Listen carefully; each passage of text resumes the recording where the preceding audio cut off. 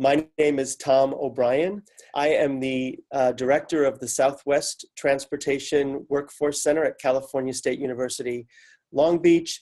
And in the grant world, I'm also what's known as the principal investigator for the National Transportation Career Pathway Initiative. I want to thank all of you for taking time out of your busy day to be part of this introduction to the Career Pathway Initiative.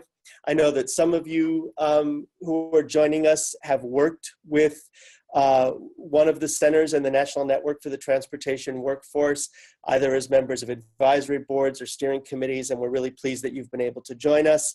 For those of you who are new to this discussion of our initiative, we welcome you, and we'll take this opportunity to introduce you to both the NNTW as well as this initiative. I do want to remind you that we will be accepting questions throughout the course of the webinar. Please put them into the chat box. We'll be monitoring those. And if there are any challenges, as you saw, we'll be monitoring the chat room and also taking calls at area code 323-512-1852. So our goals for today, as I mentioned, I want to take this opportunity to introduce those of you who have not yet worked with one of our workforce centers to the National Network for the Transportation Workforce. We'll get some perspective from the Federal Highway Administration, both from Ginny Sue and Clark Martin from the Office of Workforce Development and Innovative Program Delivery, to hear about how this initiative and the National Network fits into the broader FHWA effort with regard to transportation workforce development. You'll get a chance to better understand what this particular initiative is that's brought us all here today. We'll explore the 5 different disciplines that are part of the initiative. So those are the 5 disciplines within transportation that we're going to be addressing through the Transportation Career Pathway Initiative. We're going to explain the role of the discipline working groups, which is why we've invited you here today, and explain to you what we think the commitment will be on your part and why we hope it will be valuable to you and important to us to have you participate. And then we'll close with some next steps. So first, to get us started, we want to explain what the National Network for the Transportation Workforce is. This is an organization of 5 regional transportation workforce centers that were funded through a competitive process run by the Federal Highway Administration. All of the centers are based at universities, and you'll hear more about those in a little bit when each of the centers discusses their disciplines. Here's the map of the 5 different regions, and each of us has been given a charge to look at the needs of the transportation workforce within our own region. And we do that in a number of ways. We start by looking at the labor market and conducting labor market analysis, so we have a good understanding and awareness of what the needs are within our region. And using that information, we've each identified target areas, target disciplines, target populations that are the subject of initiatives that we're undertaking. Across the board, though, we're dedicated to the development of the transportation workforce. This is an effort where the whole is greater than the sum of its parts, where we're taking advantage of a regional look, but we work together very closely to inform the agenda for transportation workforce at the national level. This effort, the NNTW effort, grew out of some earlier efforts that were partnerships of FHWA and the university transportation community. There was a lot of good work that was done, and the centers provide an opportunity and a home to keep those initiatives going forward and keep the momentum going. There are, as I mentioned, specific disciplines unique to each center, and you'll be hearing more about those as we move forward. So the National Transportation Career Pathway Initiative is one project, one initiative of these 5 regional centers. The initiative was also a competitive grant opportunity that the 5 centers pursued jointly, thinking that we had an opportunity to leverage the work that we were already doing at our centers, including the labor market analysis. Our vision, and this comes from the proposal that we submitted, is that we want to use the initiative to inspire students to pursue critical, in-demand transportation occupations by building a network of industry and academic professionals who represent this future workforce. This network of thought leaders will support education and training institutions in equipping students with the skills, competencies, and experiences necessary to succeed in a transportation career. Now, granted, this is the 10,000-foot high-level pitch, and we're going to take an opportunity as we move throughout the webinar to explain how this translates into projects on the ground. But it really is about inspiring students, raising awareness, and building those partnerships across the educational continuum and with industry partners and academic partners to move the needle forward on transportation workforce development. Our challenge is engaging and convening those academic and industry partners to steer and advance the initiative outcomes. And that's where you all come in. Our solution is about connecting industry employers, academic leaders, our public agency partners, people who have an opportunity to house interns, who have an opportunity to help us develop curriculum, all of these key roles that people are playing, and to help us identify occupations, skills, and competencies that we can test through the initiative and a challenge project process. What we think makes our approach unique is a number of different things. And for those of you who are engaged in career pathway work, we want to make sure that we identify the ways in which we hope to create a new path forward without duplicating a lot of good work that's already been done. So first, we take a multidisciplinary approach. We look at transportation as it's broadly defined, recognizing that there are people who move in and out of different industry segments within transportation. We use the 5 disciplines here: engineering, environment, operations, planning, and safety, as testbed areas, but recognizing that we learn something about transportation as a whole by focusing on these 5 areas. This project is transportation specific. So it is, as we know that there are lots of career pathway programs out there, we're taking an effort to look at what's unique about the transportation industry.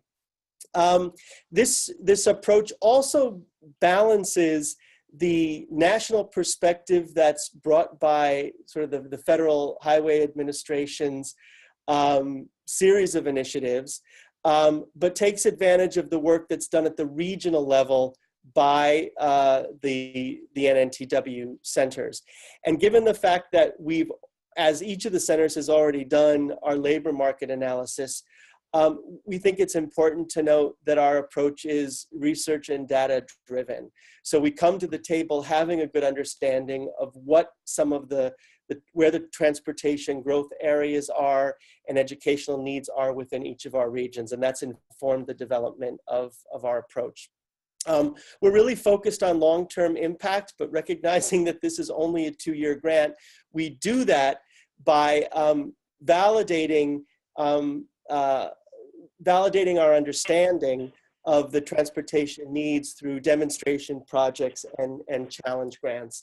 Our focus as well is on that post-secondary continuum, and that's by both design and necessity to get something done within a 2-year period, but also having a focus that makes sense for those of us who are university-based. We're going to be using our discipline working groups to help us better understand the needs of our workforce partners, to help us design the challenge projects, which you'll hear more about later. And we hope that your participation will allow you to be connected by a community of regional and national stakeholders dedicated to developing a skilled and career-ready transportation workforce. Because you'll be connected in one way or another, we hope, through your regional network, that's great. But one of the other benefits is that through your regional network, you'll be connected to a national network of similarly minded people who have an interest and a passion for transportation workforce development. And already, this is just to give you an idea of some of the players at the table who are supporting the national network through our advisory boards and steering committees, and some who have already signed on board to be part of the discipline working group. So I hope this demonstrates the potential power and impact of being part of the network. As if you didn't need as if you didn't already have enough inspiration, we did want to show you a short video. It's about 3 minutes long. That gives you an example of the type of project-based learning and demonstration project that we want to accomplish through the Career Pathways Initiative. This is a video that comes from LA Trade Technical College, which is one of our partners in the Southwest, who's going to be working with us on their Career Pathways Initiative. And while this is a high school-based program, I'll call your attention to the monorail project, which is about looking at a very narrowly focused, discrete set of skills development that over longer term has that broader impact that we're desiring.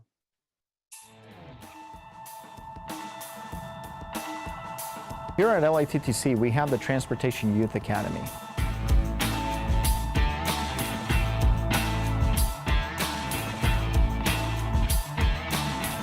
The Youth Academy really has the objective and the goal to be able to expose brand new entrants into the transportation industry and helping them understand the different skill sets that you need in order to have a career in transportation. The program so far has been really beneficial to everybody, and it's been surprisingly fun. Film this, you're gonna wanna see this. Formula One car right here. Woo, watch it go, watch it go, watch it go. Our Transportation Youth Academy had a project of developing a monorail system.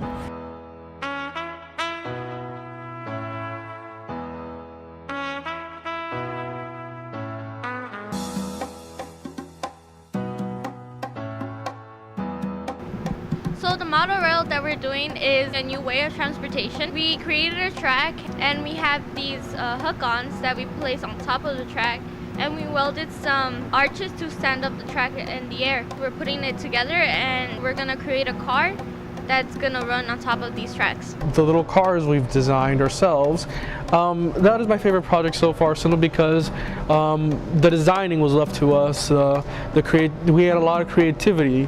The monorail project was designed to show the students a lot of different programs and different disciplines that kind of come together.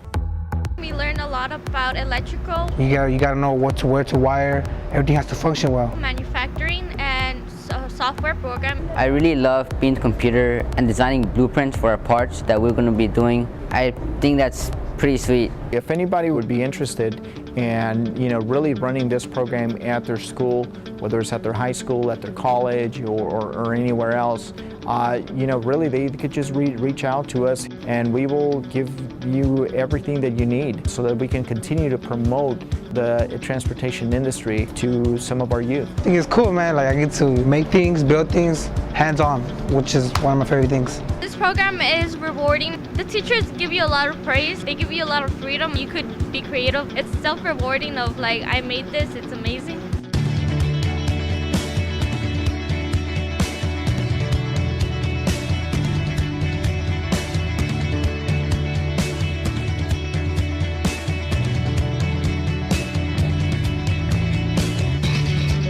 Better understand how you raise career awareness, how you embed materials into existing curriculum or develop new curriculum, and how you design ways to potentially document the impact of these efforts. So we'll have more occasion once we get to the career pathway steps to talk a little bit further about the projects.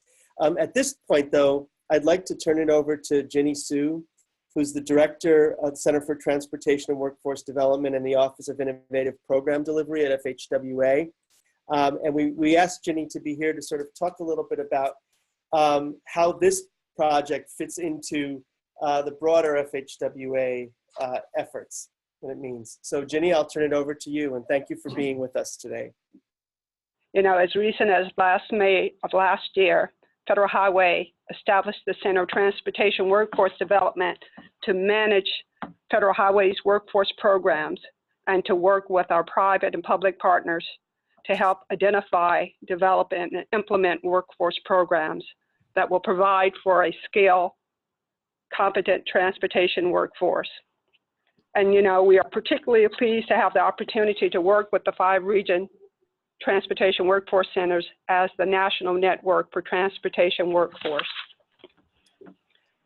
We have a commitment, I think, all of us to share, and that is to provide for a more structured, strategic approach to workforce development through career pathways. To date, transportation efforts to establish career pathways has been fragmented and sporadic. The National Transportation Career Pathways Initiative can change that. This initiative is the first effort that I'm aware of that will address transportation career pathways development in a substantial manner. It is the opportunity for transportation to talk more intelligently to the education and training communities about the skill sets, competencies, education, and training that we need in a thoughtful, logical, and comprehensive approach by developing transportation career pathways. Your contribution as the discipline working group members is critical to that process. Who better to advise the region centers than the experienced, thoughtful, and talented transportation professionals? As you know, you guys have been there and you've done that. And now we get the opportunity to take that experience and apply it to providing for a career pathway in your discipline so that others can be better prepared for rewarding, result-oriented careers that will make a contribution to our nation's transportation program. I want to say on behalf of the Federal Highway Administration and our Center for Transportation Workforce Development, I want to thank you for your participation. This is a new initiative for our agency and our workforce center, as well as the region centers and in fact for transportation. It is an opportunity for us to close skill gaps and to provide for collaboration between the transportation, education, training communities. And that will bring us a better workforce. You will be part of the important first steps to a more strategic approach to establish transportation career pathways that will be the foundation for an expanded initiative throughout the U.S. And it is an opportunity to be innovative. We were careful to provide an emphasis on experiential learning as an important element in the Pathways Initiative. You know, when we say, tell me and I forget, teach me and I remember, involve me and I learn. The experiential learning aspect of this initiative will add value to an individual's education experience. We here at Federal Highways are excited about the National Transportation Career Pathways Initiative, and we're looking forward to your ideas, contributions, and innovative solutions. Thank you again for your participation and leadership. You have outstanding partners in the region workforce centers, and we are excited to follow you throughout your progress with this initiative. Thanks, Tom, for the opportunity for me to comment on this effort, and thanks again to the Discipline Working Group members. I am very glad to say that Federal Highway stands ready to assist you in any way possible. Thank you. Thank you, Ginny. Yeah, thank you, Ginny. And I'd like to on behalf of all of the centers and the people on the call, recognize FHWA for its leadership role in bringing transportation workforce to the forefront and making it a national priority. So, thank you. At this point, I'm going to turn it over to Scott Jakovich. He's the project coordinator for the NTCPI, which, as I know, rolls off the tongue, and we want to get you to start saying that as often as possible. But Scott's going to walk us through what the objectives of the Career Pathway Initiative are, and talk a little bit about the role of the discipline working groups in the process. So, Scott, I'll turn it over to you. Thanks, Tom. As Tom mentioned, I'm operating as the project coordinator, so I'll get a chance to probably in one way or another speak with each of you as we come together to meet in our discipline working groups. I look forward to that, and I think together we can do an awful lot towards building career pathways in transportation. What I'd like to do is walk you through the implementation as the centers are seeing it, give you sort of a everybody on the same page perspective of how we're going to go about this. As we break up into separate working groups, of course, things will take on their own nature, and that's all good. And I think that's what FHWA is looking for, perspective from each region that's informed by experts in that region. But before we start, I wanted to refine what it is we're trying to do with the NTCPI, which is a lot to say. Really, it's about documenting a series of career pathways that engage and prepare students for key transportation occupations. And we'll talk a little bit more about career pathways in a moment. But the importance here is the centers themselves are doing the research, they're collecting the data, they're formulating the plan that ultimately becomes resources at each region that other academic institutions can implement, and so that they can produce career pathways within their own academic continuum. Irrespective of the region, irrespective of the nature, the work has been done once, and now it can be copied nationally. That's sort of the goal of the effort. How do we go about doing that? From the high level view, this 6-step process is kind of what we're going to follow. The first and the foremost, form discipline working groups. You guys are the crux of this initiative. You're the information, you're the experts. We look to bring that together along with academic partners to help determine and identify critical occupations for transportation, and what are the skills and competencies, and equally as important, the training gaps, the skills gaps that exist in the current workforce that need to be covered. Once we've identified that content and that data, we're going to go about designing career pathways. What is the approach that a student should take, or a displaced worker, or someone who's re-entering the workforce? What is the career path that he needs to take, the series of educational steps, the training, the workplace learning that is going to move him through a transportation-related career and help him to move up the ladder in as efficient a way as possible. The centers are going to work to put together a demonstration program to help validate with local partners how that work can be done, and ultimately document the work for national deployment. So these are our objectives, these are our outcomes. What's the value we're going to get from this? A 5 to 15-year job forecast with job competency models that identifies education and training gaps that currently exist or is currently needed. A set of career pathway templates, and an implementation guide of how an institution or a series of institutions together can put these career pathways into place, along with the known barriers and challenges that are naturally exist. There's going to be budget issues, there's going to be agenda issues, there's going to be state and government issues that get in the way. A lot of this is going to be looked at right now through our efforts and documented so that these challenges can be known up front, along with solutions on how to work around them. So what is a career pathway? Why is this important? Ultimately, it drives academic courseware and career pathway development meaning once a template is laid out that identifies the sequence of courses or the sequence of skills that need to be attained in order to move up a career occupation ladder, somewhere we need to work with local community colleges and trade schools and four-year universities to make sure that those courses exist, to possibly develop new courseware, new curriculum, and to establish articulation agreements. So a student not only has a plan of what steps to take as he moves forward through the educational continuum in the most efficient way possible, but so that each step doesn't have to be replicated with each new step. The career pathway templates themselves end up being promotional. Many students, he or she may not even know that transportation occupations exist.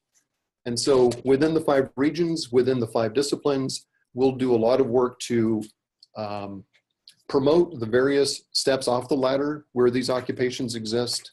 And the fact that they're available, the fact that they're critical, the fact that for the next 5 to 10 years, these are going to be the key places where transportation companies are going to be hiring. This is a look of what we conventionally think of as a career pathway.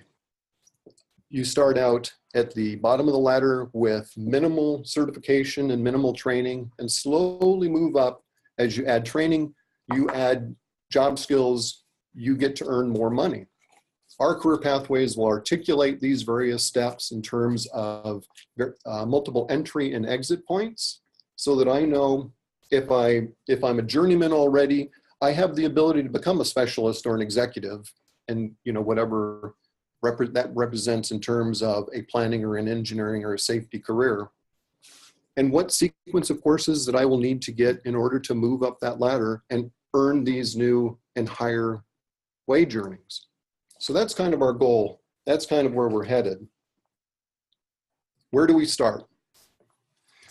First, it's important that we establish a broad stakeholder network, because although each discipline working group has subject matter experts that will be doing most of the advising and most of the intelligence gathering for us, by having a broad stakeholder network, and these are your friends, these are industry and associations that you can bring to the table, will help us to generate robust survey data or corroborate findings that you come up with, and validate critical occupations and competency models that we establish.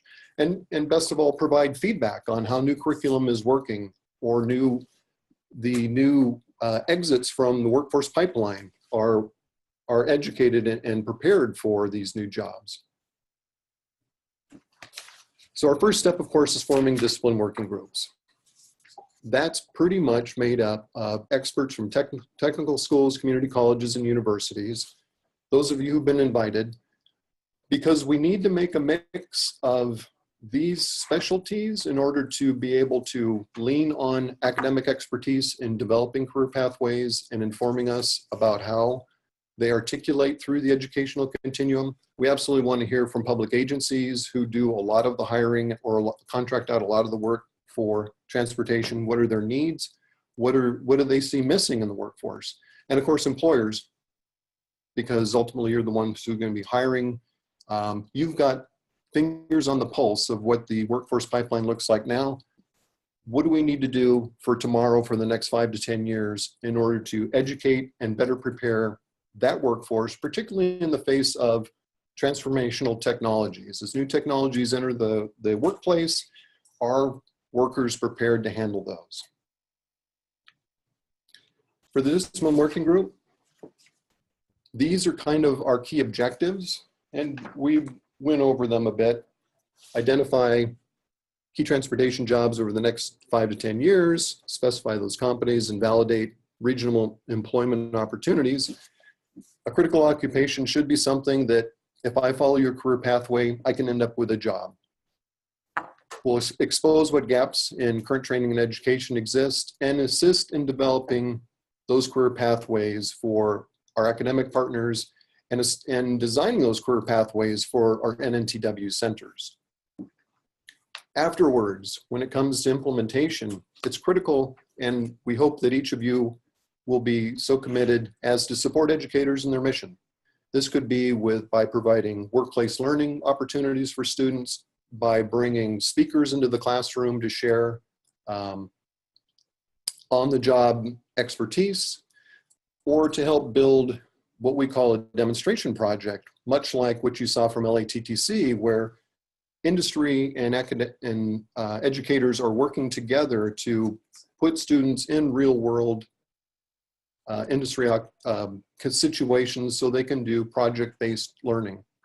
And then in the long term, stay engaged, help steer the direction of courseware development, provide feedback on how well that's working.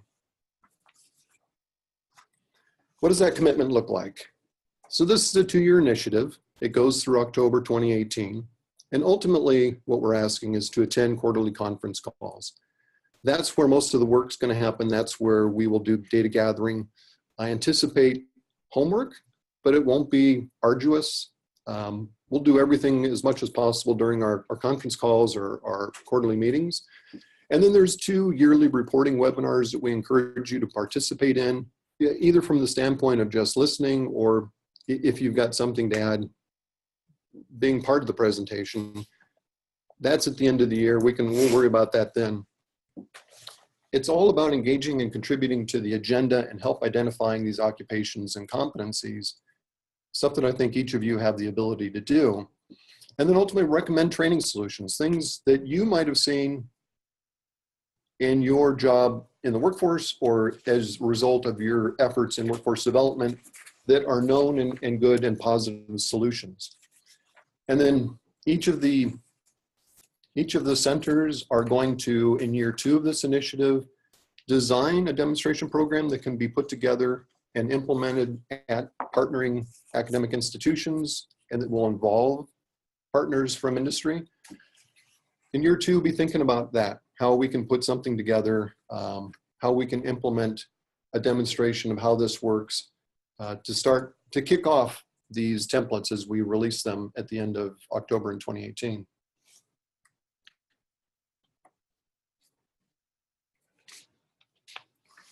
So one thing I'd like to do is, now that you've kind of heard the perspective from me, from FHWA, from Tom, as to how this initiative is built and what our objectives are, it seems like a good time to hear from each of our center directors who are now specializing in these various transportation disciplines. And let's start over in Tennessee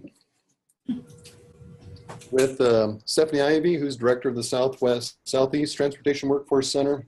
And Stephanie is also director of Intermodal Freight and Transportation Institute and has established the internationally renowned West Tennessee STEM Hub. Stephanie, what issues do you see now that you're handling operations for this initiative? What issues do you see coming up, and how do you anticipate working with your discipline working group to solve these objectives? Thanks, Scott. Appreciate that introduction. I'm not sure if our hub is internationally renowned, but we'll take it. But in any case, we're really excited to be leading the operations effort here in the Southeast. And we actually had a fantastic kickoff event last Thursday afternoon here in Memphis as part of the Choosing Transportation Summit, when we were able to get 4 of our discipline working group members here to initiate this discussion and start talking about what some of the challenges are that they're seeing and where they really think the operations workforce is going in the next few years. So Crystal Jones from the FHWA Office of Freight Management and Operations, Eric Renzel, Vice President for Gannett Fleming, Gary Rosenfeld, who is the interim CEO of the Memphis Area Transit Authority, and Patrick Sun, Managing Director of the National Operations Center of Excellence. They all started that conversation with this expanded group of stakeholders from the Southeast. And really there was a lot of consensus around the fact that we have to do a lot more work to help connect the dots, raise awareness early, but then also really helping to define what these job descriptions look like, and the fact that they're going to be changing so rapidly. You know, we're not going to be able to have job descriptions that last for 15, 20 years anymore. With the changing technology, these job descriptions are probably going to be good for 3 to 5 years at best. So what we're really focusing on is looking at developing examples of occupations and role models from the outset. And we're going to do this through some mechanisms that we've established out of the STEM Hub, and have been able to demonstrate that they're low cost and high yield. But we're also looking at ways that we can help better define what occupations really are within transportation. We see so much with transportation in general that there's a lack of awareness and understanding about career paths, but it's even more so when you start drilling down into some of these subdiscipline areas. So we really need to do a lot of work in helping to define this well so that people understand what kinds of rewarding career opportunities there are. And then making sure that people understand clear pathways for progression. Another real challenge that I think we face, because again, you know, when people are failing to understand opportunities in general, but then helping them to see pathways for progression, oftentimes that's just not even part of the conversation at all. So we've got to do a lot of work within that realm as well. So we're looking forward to getting started on this, and we've got a fantastic group of discipline working members assembled, and the 3 primary areas of focus that we'll be looking at are traffic, transit, and freight operations. Working group. So as we move clockwise along the map, we come to the Southwest Transportation Workforce Center again with Tom O'Brien. Tom's the director of the center. He's also director of the Center for International Trade and Transportation. Tom, you're working in planning. Right. I mean, I'm actually trained as a planner, and transportation workforce development is broad, as we've heard. Transportation planning, even though a sort of a subset, is equally as broad. If you come out of an engineering program, you're going to define transportation planning a little differently than if you come out of a policy school or an urban planning school. And that's one of the key challenges that we want to address. We're flipping things a little bit, and our focus is going to be on developing targeted pathways with a focus on geospatial information systems as both a foundational and a transformational technology in planning and asset management. And because we have this definitional problem for what planning is, we've decided to think about it in a way that doesn't focus on using GIS as a tool that's taught to transportation students, because that's done already. But we're interested in looking at how do you teach transportation to a GIS student to create additional pathways for that student who may not have thought about transportation as a potential career pathway, but who has been developing skills in a GIS training program.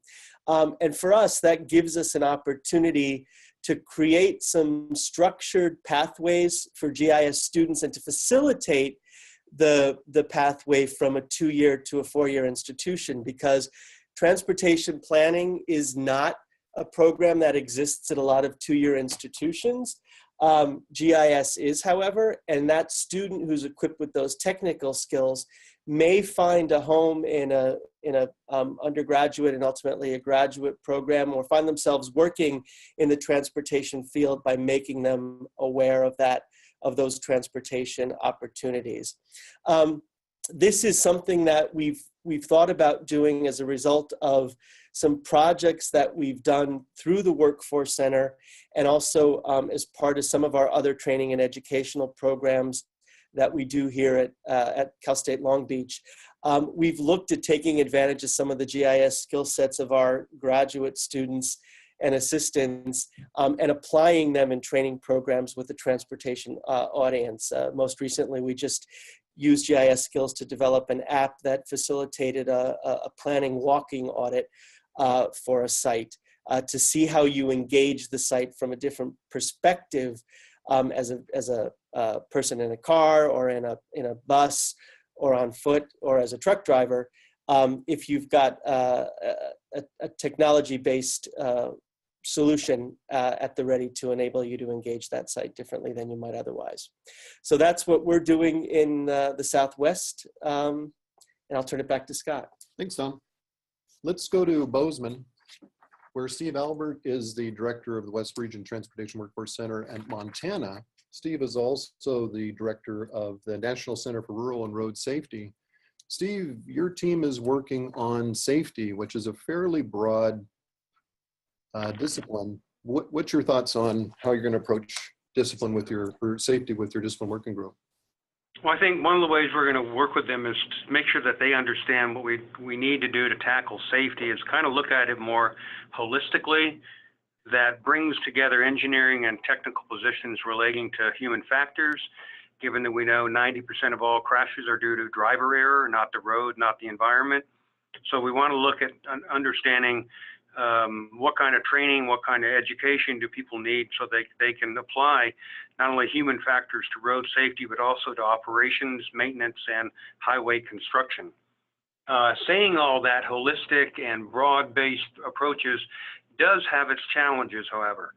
I think what we have found, Susan and I have found, is that safety seems to be everyone's job, but few people call it their profession.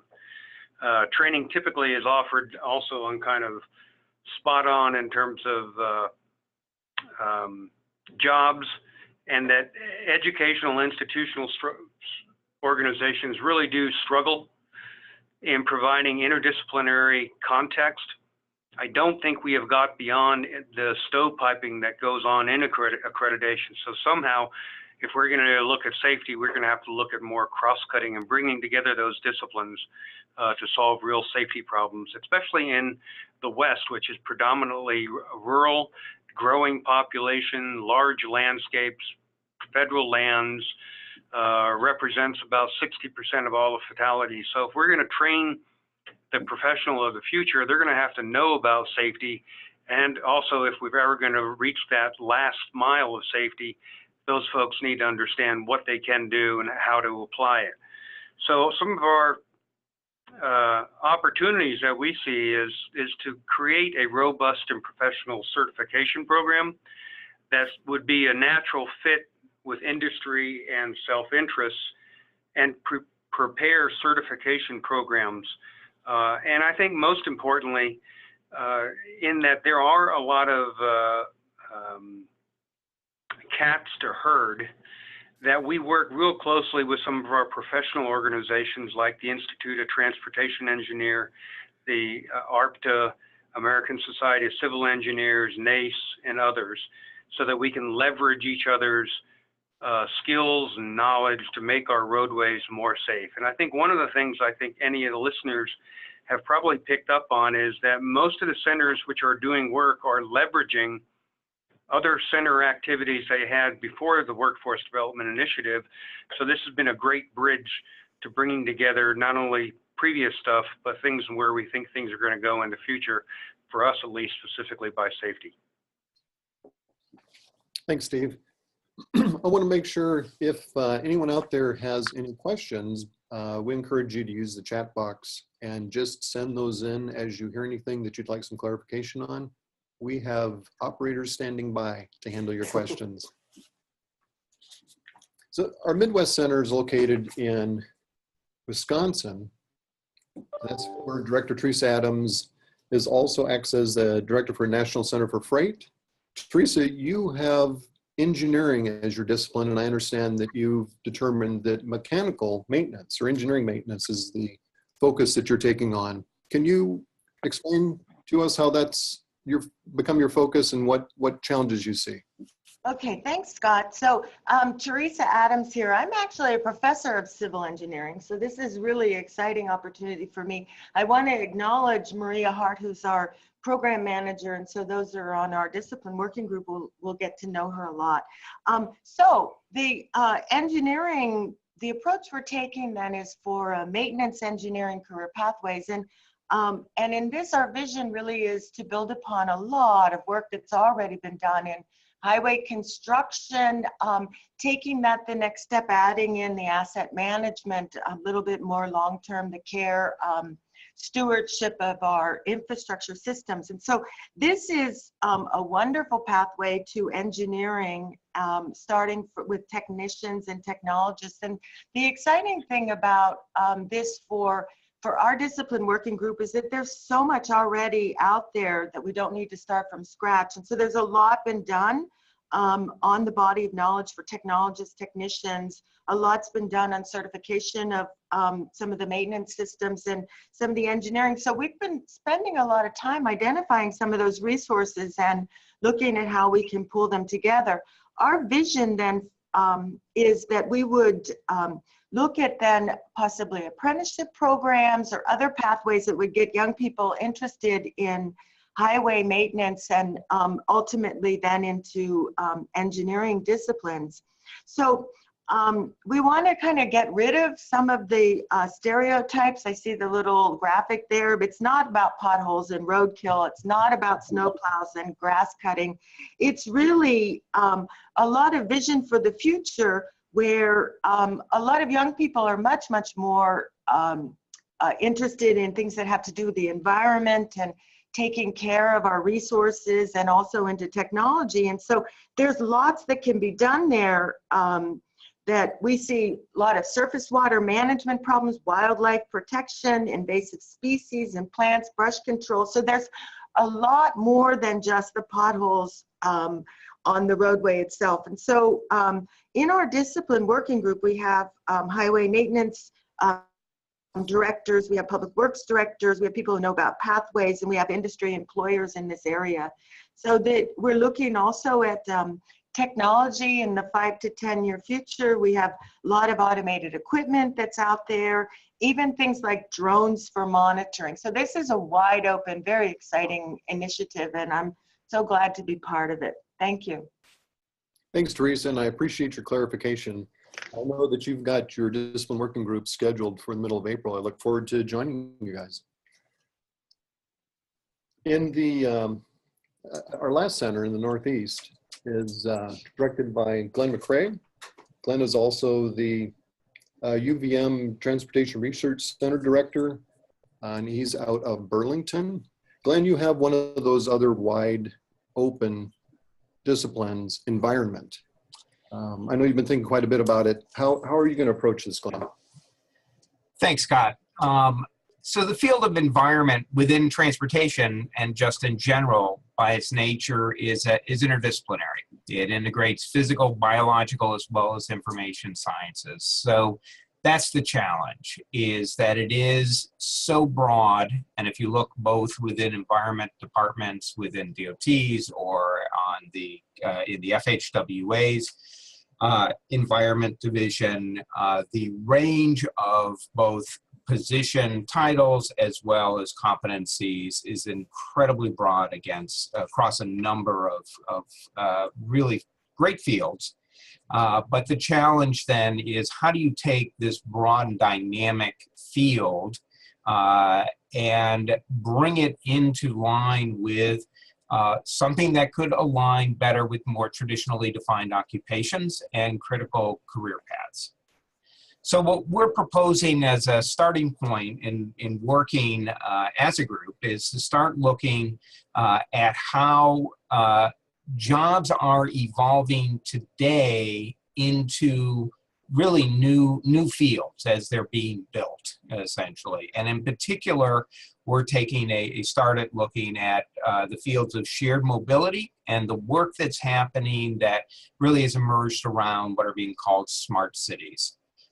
And saying, who are the people that are leading these efforts and what are those competencies? What are the work plans that are being developed in each of these new areas? And what are the skills and competencies that are actually needed to fill these positions as people do the actual work?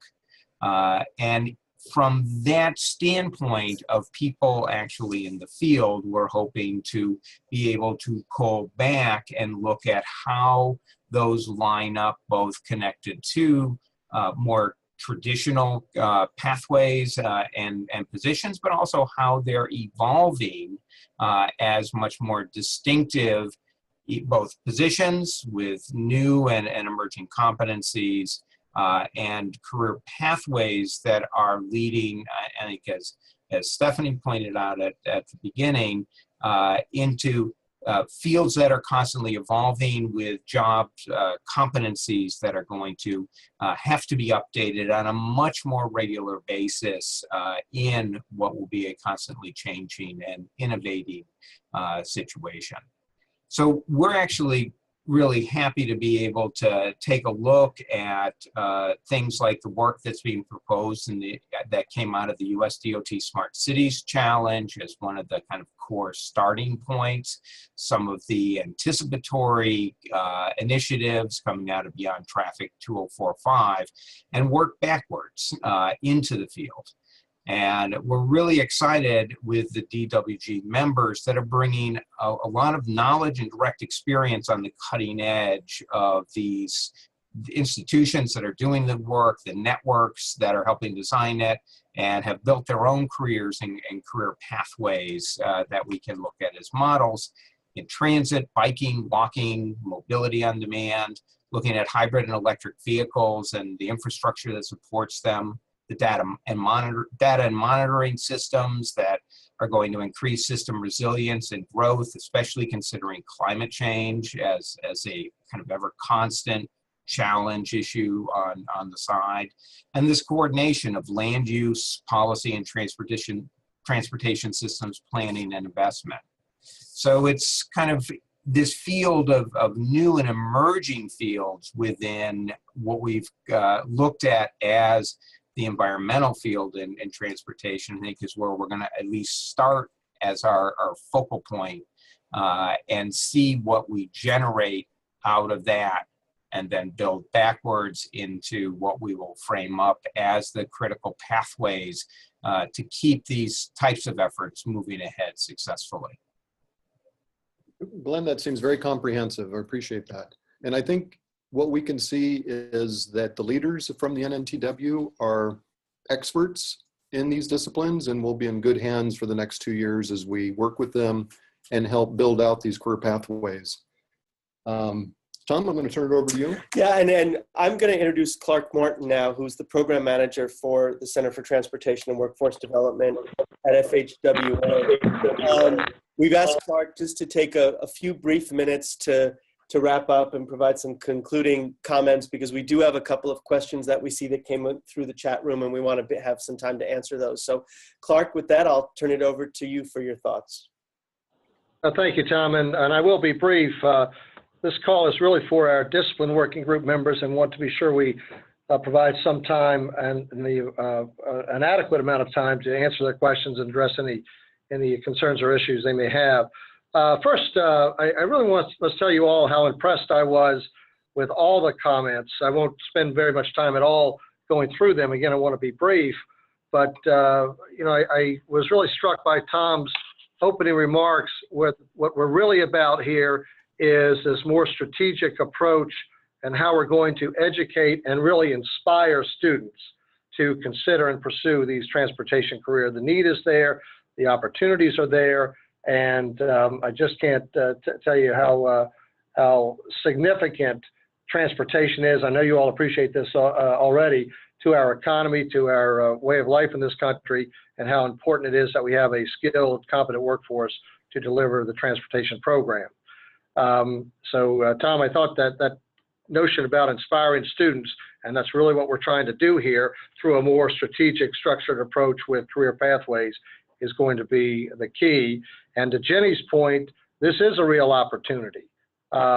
We are not aware, and we've been in this business a long time, even though we have just established our workforce center here in the last year or so in the Federal Highway Administration. We've been engaged with workforce development and with obviously the focus on transportation, and just haven't seen a very comprehensive, even thoughtful approach to transportation career pathways. And this effort, this initiative provides that opportunity. And I won't go through all the region centers, but and the director's comments, but just all of those where I just not only thoughtful about addressing their particular disciplines, but some real interesting and appropriate and almost thinking outside the box on how to approach it, and a clear understanding what the challenges are. Stephanie talked about the operations challenges and how well they need to be better defined, and to provide a clear understanding of pathways.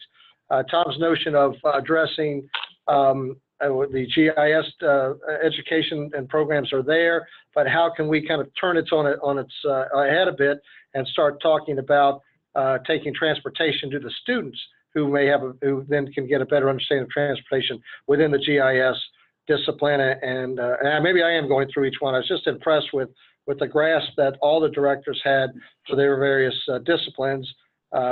Steve's very thoughtful comment about how multidisciplined safety is, and struck by his comment that it's everyone's job, but few people call it a profession.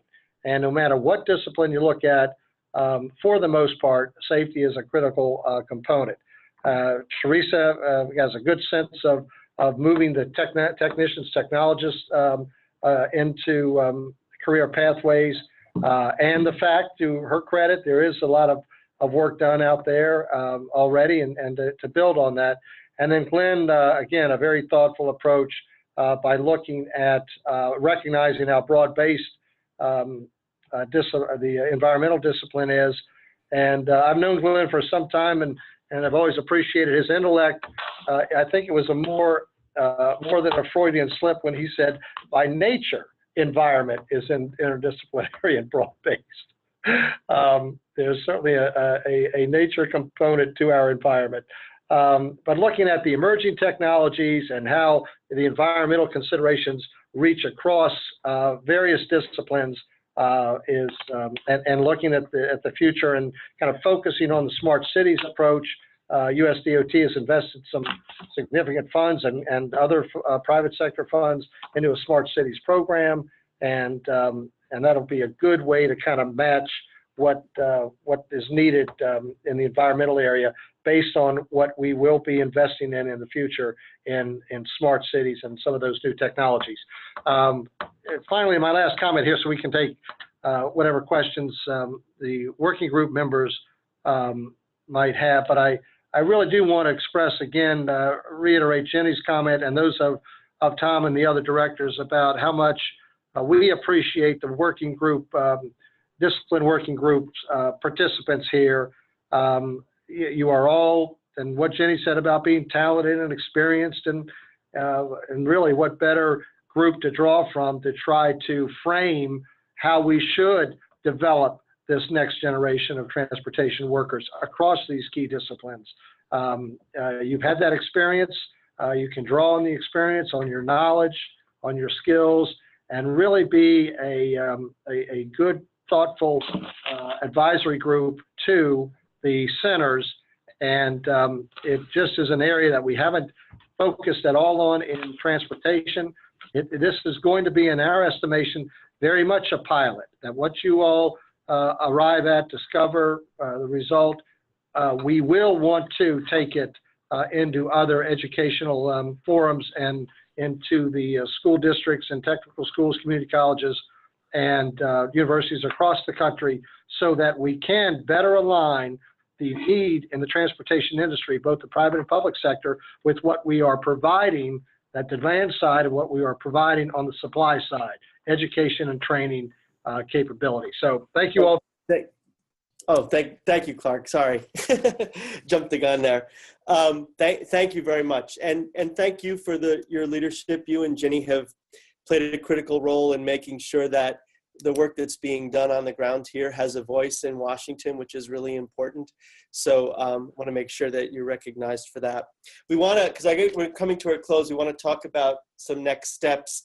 So I'm going to just turn it over to Scott one more time, and then we'll open it up for some comments and questions. Well, and I just want to make sure that there was a reminder at the end of this that this is sort of our kickoff for the Discipline Working Group members. If you're sitting on the fence, we hope that this encourages you to join up and be a part of this initiative.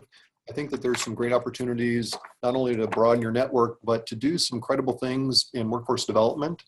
And if you're already committed to being a discipline working group member, remember that the next step for us is to actually convene in each of the 5 different regions. This will be one of our few, if any, national meetings. What we're going to do from the Southwest Center is continue to push out updates to everybody, including any stakeholders that you identify, to keep everybody informed on the progress of the initiative. But really all the work is going to happen regionally as each one of the directors meets with you and their specific discipline working group members. And those meetings are coming up. So I believe the Midwest has something already scheduled for April, and I know that the other directors will get schedules on the books, and so you guys will be hearing from them soon. What we'll be doing in the meantime is getting you a list of the key occupations and some other data so that you're a little bit prepared for that meeting, and as well as copy the agenda and the objectives for that meeting. So those things are all coming. Great, thanks, Scott. And you can always learn more about what we're doing at nntw.org, which is your portal to all of the individual centers. I want to open it up. I know we're sort of reaching the end of our webinar, but we do want to take this opportunity to get some comments or feedback. I have the questions that were submitted by chat in front of me.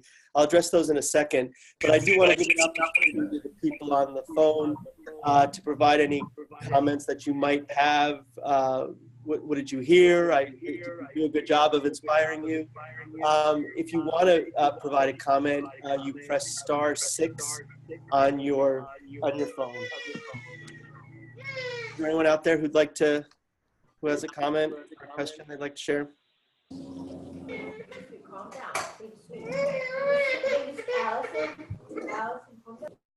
We have a future transportation worker there on the call. That's exciting. Yeah.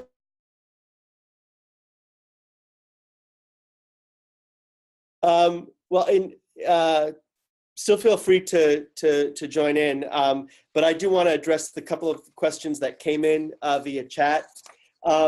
There's a question about careers like truck driving. Is there any effort there? And there's also a question or a comment about taking a broader look and reaching back to K through 12, down to the middle school level, similar to the European model. To both of those, I say there is an effort within the NNTW network. This career pathway initiative is much more narrowly focused because of the limited time frame and resources. But I can tell you that a number of the centers are looking at the K through 12 connection. In fact, it's part of what we all do, including the development of resource compendium that provides resources to instructors at the K through 12 level. And I know that in the Southwest, we do have a commercial truck driver training program that's just not part of the scope of this career transportation pathway initiative. I think that's the nice thing about having the workforce centers, is that we can move several initiatives forward at the same time, and that we all learn from them, and they add up to something that helps us much better understand the transportation workforce development need as a whole. Tom, this is Stephanie Ivy. Could I chime in there real quick? Yeah, please. I just wanted to mention that within the operations discipline working group, we actually do have an eye toward the driving occupations within our freight operations focus, and we have a discipline working group member that's specifically representing that view.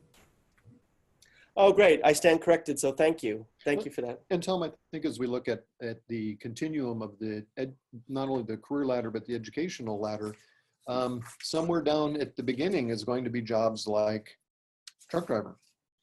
And the rest of the career pathway shows where you can go from there, right? In a potentially, I guess, for Stephanie, an operations related career.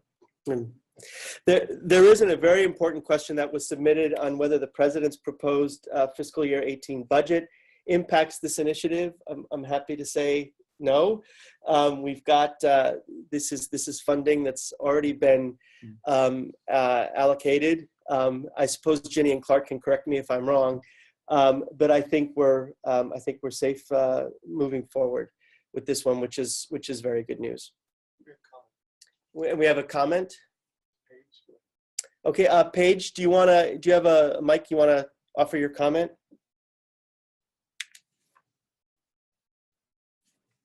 Yeah. Can you hear me? Sorry, Yes. I have my phone muted too. Yeah, just on the comment of truck drivers, my company employs quite a few truck drivers, and I'll be working with Stephanie on this side. The only comment I would make, and sort of the inference was sort of the beginning of the ladder was truck drivers, and then there's and some of the pictures you showed on the slides, people that wear hard hats or sit in offices and talk about truck drivers is sort of the other end of the spectrum, perhaps. I would just say, when we talk about technology and the evolving jobs and the evolving spectrum of what truck drivers and the hands-on workers in the transportation industry have to deal with, those jobs are going to evolve. We look at automated technology and self-driving cars, and who knows what that'll look like in a few years. Those truck drivers that we think of at a beginning of a spectrum are going to be quite different a few years from now. And I would just submit that it's too late a few years from now to figure that out.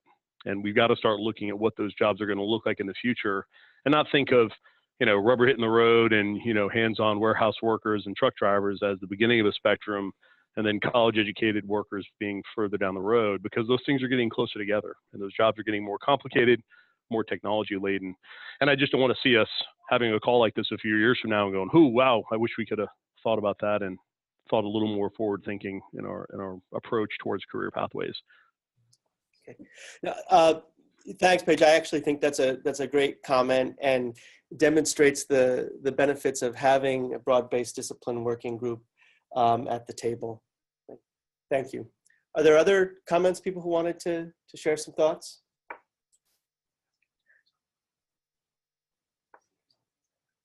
Yeah.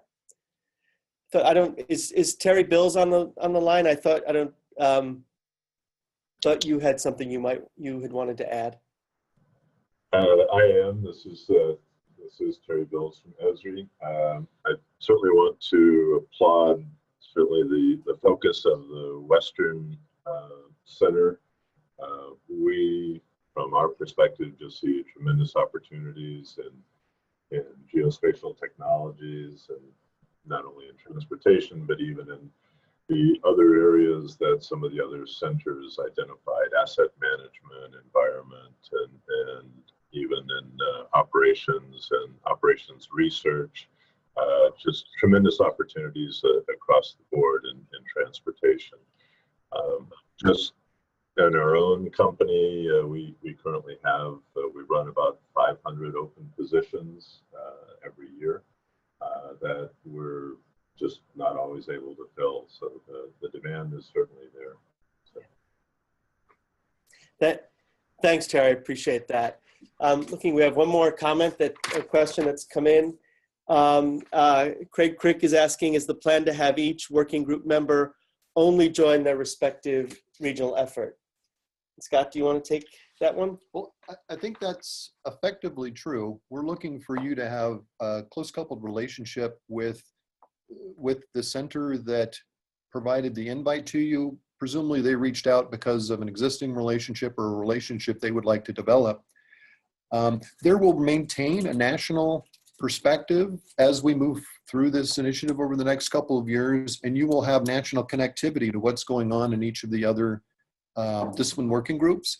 And I imagine that if you're so inclined and feel that you've got expertise that you would like to apply to another group and another discipline, that there's room for that. My first thought is that to talk to the director that reached out to you and establish that relationship, and let's go from there. Great, and I'm sure that as one of the directors, I imagine I speak for everybody that if people want to stay engaged with the work of the center beyond the life of the initiative, we will not object. There's going to be lots of ways to connect. One more question, I think, and then I want to be sensitive to everyone's time. I'll read the question. One challenge that business and government is struggling with is the generational differences in the workforce and how it will affect transportation infrastructure. The medical services industry has been planning for this for years, and as baby boomers hit the system, they seem to be ready. Transportation doesn't seem to be up to speed with these demographics. is a discipline working group going to look into this?